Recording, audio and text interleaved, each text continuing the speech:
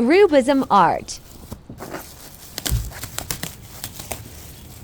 अस्सलाम वालेकुम एवरीवन। तो आज मैं लेकर आई हूँ डायमंड पेंटिंग की एक और सीरीज़, जिसको बनाने से पहले मैं ये रफ सा स्केच ड्रॉ करूँगी। स्केच देखकर आपको अंदाज़ा तो हो ही गया होगा कि मैं क्या बनाने जा रही हूँ, लेकिन मैं फिर भी आपको बता दूँ कि मैं YSL की क्यूट सी जूती बना रही हूँ। लोग इसको पहनना पसंद करते हैं, लेकिन मैं तो इसको वॉल पे लगाऊंगी।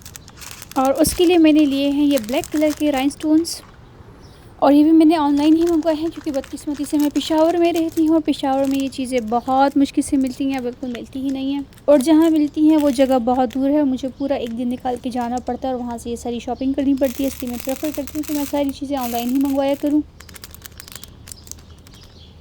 तो यहाँ ये सारे राइनस्टोन्स मैंने अपनी मिनी ट्रे में डाल लिए हैं। अब मैंने अपना कैनवास सेट कर लिया है। अब सबसे पहले मैं ग्लू लूँगी और उसके बाद मैं सबको लगाना शुरू करूँगी। ग्लू अप्लाई करने के लिए मैंने जैसे पहले भी बताया था कि आपको थोड़ी थोड़ी सी ग्लू लगानी है, ताकि ये जल्दी से ड्राई ना हो। तो इस तरह से थोड़े थोड़े हिस्से में आपने ग्लू लगा के इन राइनस्टोन्स को बिल्कुल सीक्वेंस में लगाते जाना है। ये नग थोड़े से डिफरेंट हैं और जिस तरह की मैं चाहती थी ये उस तरह की मुझे नहीं मिले। ये थोड़े से चौड़े भी हैं, मतलब साइज़ में बड़े हैं और मैट लुक दे रहे हैं, ज़्यादा शाइनी नहीं है। लेकिन ऑनलाइन चीज़ में ऐसा तो हो ही जाता है। खैर 1 बाय 1 ये राइनस्टोन्स लगाने का प्रोसेस शुरू हो चुका है, लेकिन यहाँ पर मैंने एक ब्लंडर कर दिया है। वो ये कि मैंने इसकी बेस ही नहीं बनाई थी, मैं इसकी बेस बनाना भूल गई थी। राइनस्टोन आर्ट के लिए बेस बनाना बहुत ज़रूरी होता है, क्योंकि बेस लगाने की वजह से जो राइनस्टोन है वो बहुत ही ज़्यादा प्रोमिनेंट हो जाते हैं। अब आप ये देखिए, फ़र्क आपके सामने है। जहाँ पे मैं बेस लगाना भूल गई थी वहाँ पे ये बिल्कुल भी अच्छे नहीं लग रहे।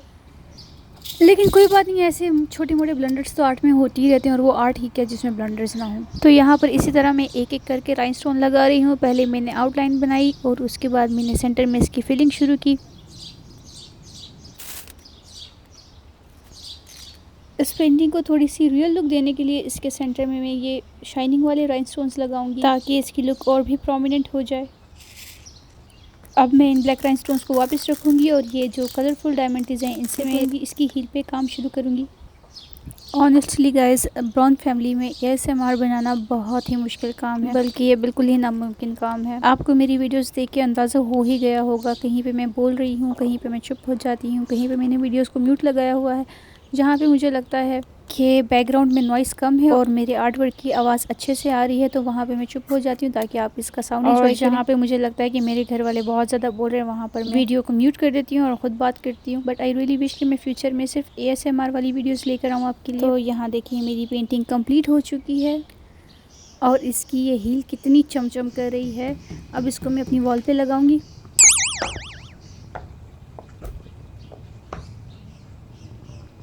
अब तक मैं ये 2 डायमंड पेंटिंग्स बना चुकी हूँ, लेकिन मेरा इरादा है कि मैं इस पूरी वॉल को डायमंड पेंटिंग से भर दूँ। तो इंशाल्लाह नेक्स्ट वीडियो में मिलेंगे। टेक केयर, अल्लाह हाफिज़।